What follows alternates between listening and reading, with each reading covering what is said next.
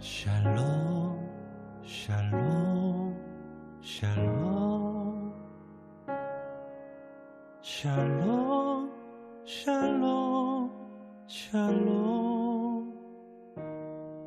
내니 두려워 말아라 나의 아들 나의 딸아 안심하라 샬롬 샬롬 샬롬 샬롬 샬롬 샬롬 나의 평안을 주노라 세상과는 다른 평안 두려워 마라 샬롬.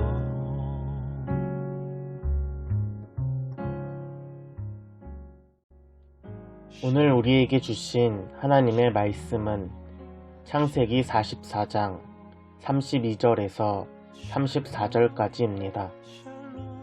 주의 종이 내 아버지에게 아이를 담보하기를 내가 이를 아버지께로 데리고 돌아오지 아니하면 영영이 아버지께 죄짐을 지리이다 하였사오니 이제 주의 종으로 그 아이를 대신하여 머물러 있어 내 주의 종이 되게 하시고 그 아이는 그의 형제들과 함께 울려 보내소서. 그 아이가 나와 함께 가지 아니하면 내가 어찌 내 아버지에게로 올라갈 수 있으리이까. 두렵건대 재해가 내 아버지에게 미침을 보리이다. 아멘.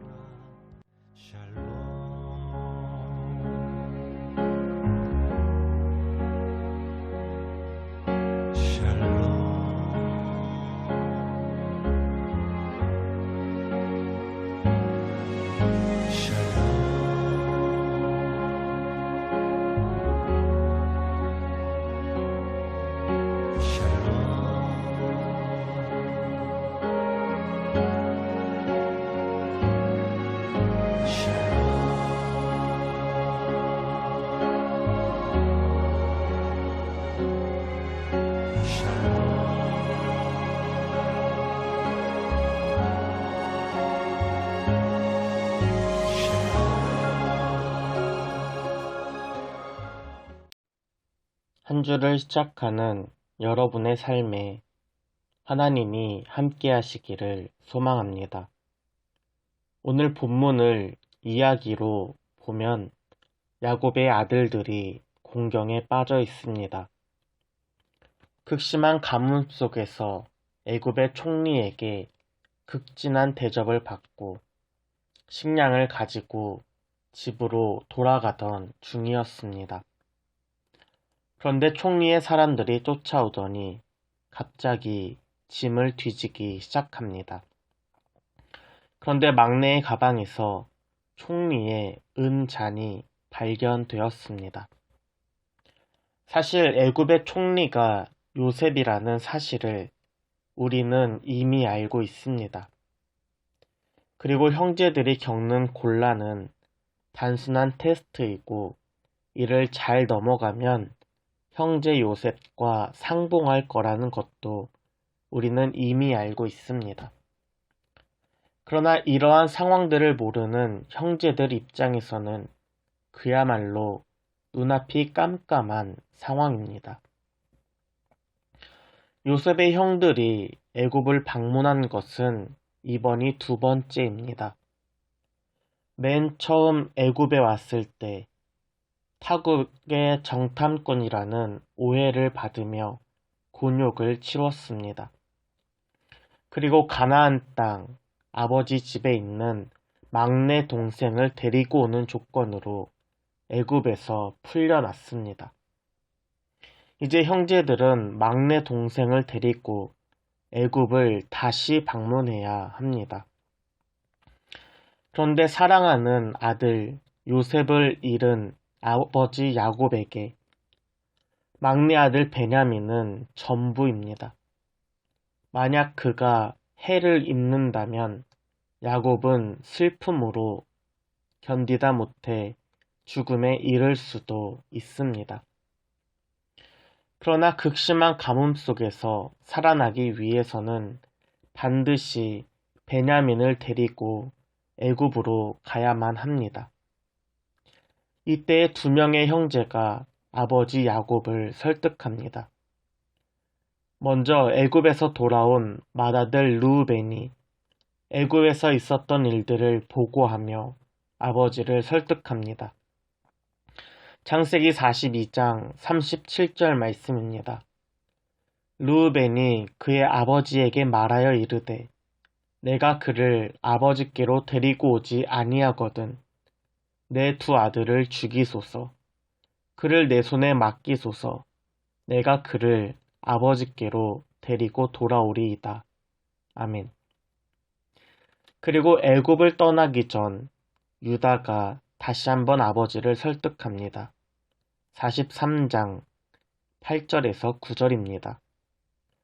유다가 그의 아버지 이스라엘에게 이르되 저 아이를 나와 함께 보내시면 우리가 곧 가리니 그러면 우리와 아버지와 우리 어린아이들이 다 살고 죽지 아니하리이다.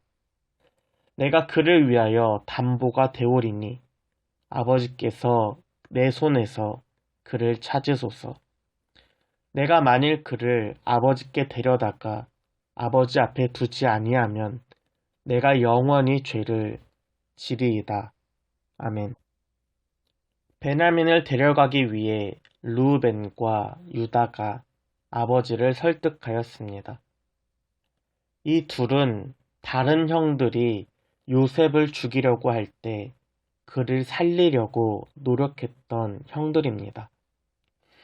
르우벤은 당장의 살인을 막습니다. 하지만 마음속으로만 아버지께로 돌려보내야겠다라고 생각할 뿐이었습니다. 유다도 요셉을 살리기 위해서 형제들에게 우리가 죽이지 말고 종으로 팔자라고 제안을 하였습니다. 이 둘의 노력으로 요셉은 생명을 구원하였지만 아버지께로 돌아가지 못하는 온전히 구하지는 못하였습니다. 그럼에도 이 둘의 설득으로 야곱은 베냐민을 애굽으로 보냈습니다. 그리고 결국 우려하던 일이 발생하였습니다. 막내 동생 베냐민의 가방에서 애굽 총리의 은잔이 발견된 것입니다. 막내 베냐민은 총리의 물건을 훔친 현행범으로 평생 총리의 종으로 살아야만 합니다. 누구도 애굽의 총리에게 저항할 수 없습니다. 그는 막강한 권력을 가졌고 말 한마디로도 야곱의 일족까지 죽일 수 있는 능력이 있는 사람입니다. 그때 유다가 애굽의 총리 앞으로 나아옵니다.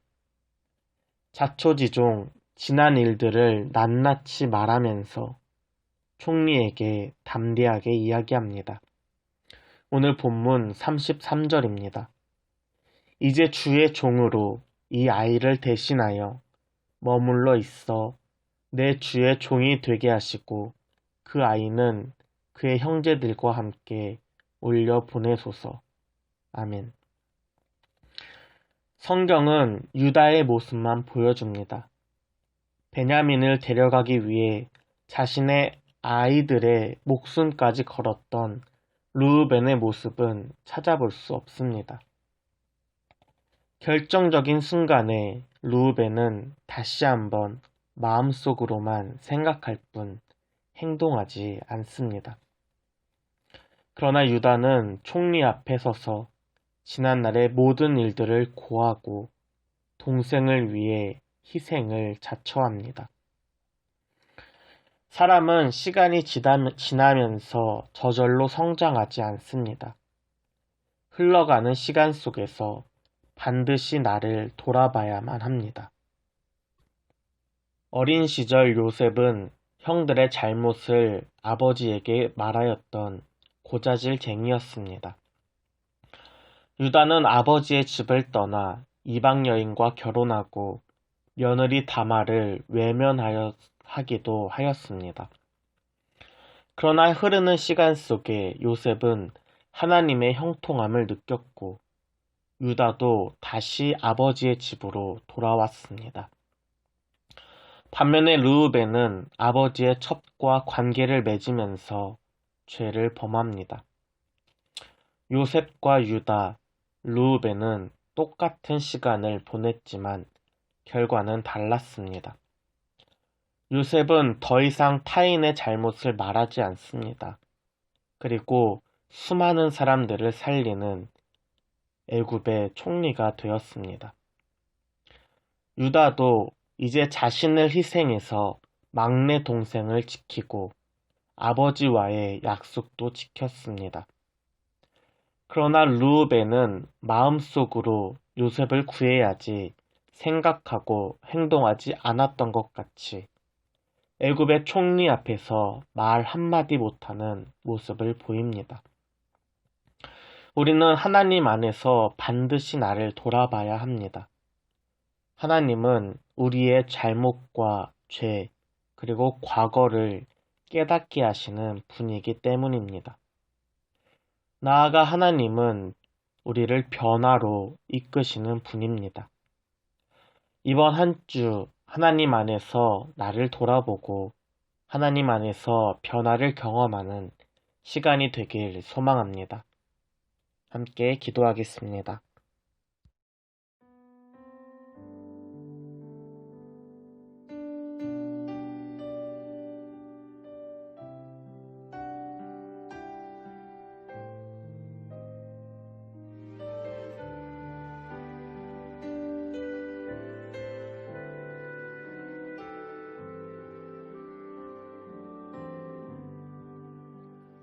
주님여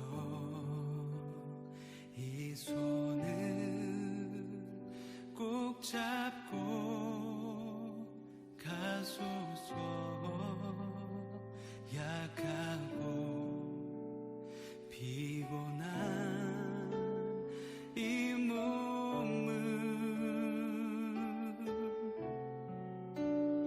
폭풍 후 흑암 속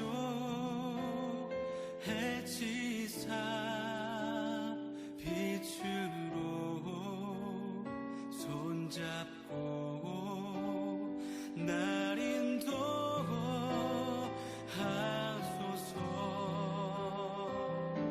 주님여 이 손을 주님여 이 손을 꼭 잡고 가소서. 약하고 피곤한 이 몸을